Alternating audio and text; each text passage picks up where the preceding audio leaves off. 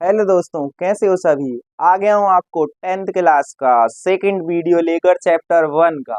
आपका maths by Prashant sir channel में welcome है। हम डिस्कस करेंगे आज। इससे पहले वाली क्लास में हमने अंकगणित की आधारभूत प्रमेय को समझा था, देखा था कि वो प्रमेय होती क्या है, ठीक है, उसका यूज क्या है। अब उसका हम यूज करके, उस प्रमेय का यूज करके हम क्या करेंगे, example 2 chapter number class 10th chapter 1 का एग्जाम्पल 2 सॉल्व करने वाले हैं। तो आप रेडी हो?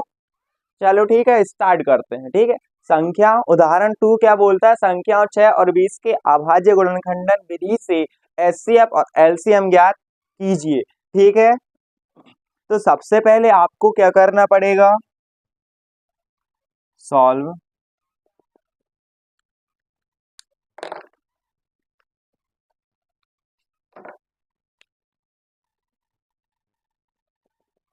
सबसे पहले आपको निकालना पड़ेगा अभाज्य गुणनखंड विधि, जो थ्योरम पढ़ा था हमने लेक्चर 1 में। उसका यूज करके आपको 6 और 20 का अभाज्य गुणनखंड निकालना है। तो 6 का निकालते हैं, सबसे बड़ी इसमें 2 से भाग जा सकता है, तो 2 ही 3 6 और इसके बाद 3 का 3। तो ये तो निकालना आपसे बनना चाहिए। तो 6 का अभाज्य गुणनखंड विधि से गुणनखंड क्या है, 2 गुणित 3। ठीक है, इसके बाद निकालना है आपको 20 का। देखते हैं यहाँ पे 20 का निकलेगा 2 धाम 20, 2 पंचे 10, 5 एकम 5। तो 20 के अभाज्य गुणनखंड विधि से गुणनफल क्या होगा, 2 गुणित 2 गुणित 5। इतना काम हो गया आपका। अब आपको करना है,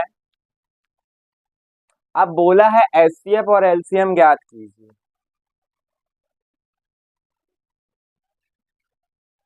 अब क्या करना है आपको, एचसीएफ और एलसीएम ज्ञात करना है। तो किस तरीके से करते हैं, चलिए देखते हैं।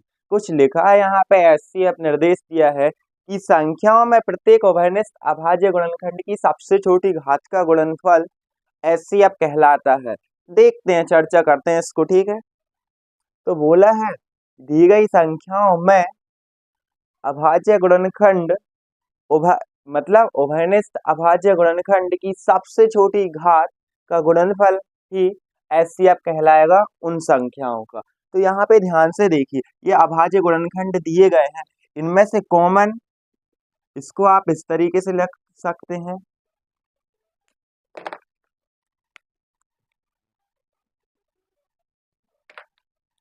इसको आप ऐसे लिख सकते हैं, 2 की 2 × 3, इसको ऐसा लिखा जाता है।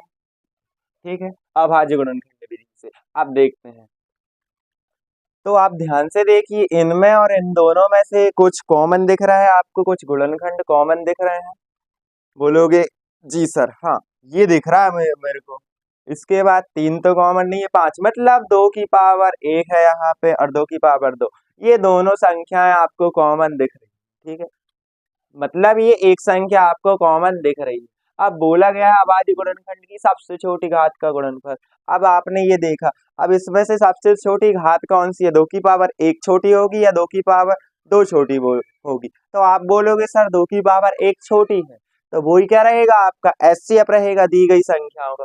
तो मैं लिख सकता हूँ एचसीएफ 620 = 2। समझ में आया? आपको ध्यान रखना है, दी गई संख्याओं के अभाज्य गुणनखंड के मतलब दी गई संख्याओं के क्या रहेंगी, अभाज्य गुणनखंड के रूप में रहेंगी।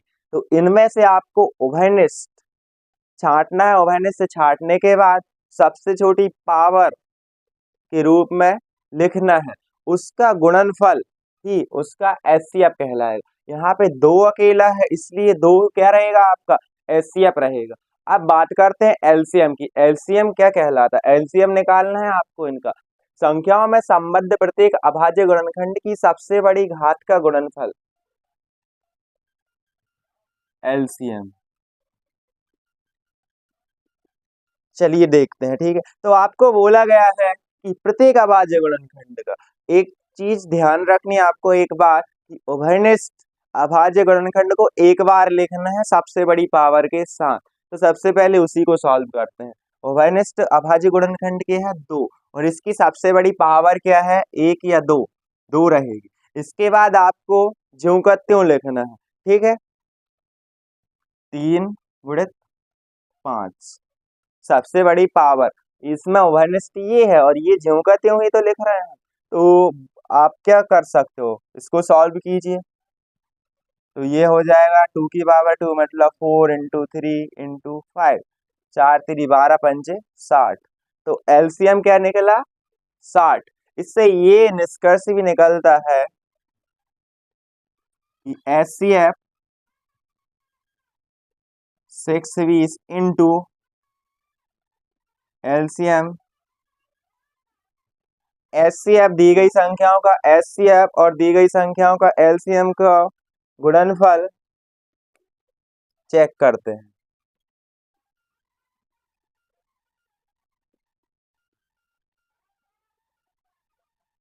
दी गई संख्याओं के गुणनफल के बराबर होता है। ये 120 किसके बराबर है? दी गई संख्याओं के गुणनफल के रूप में।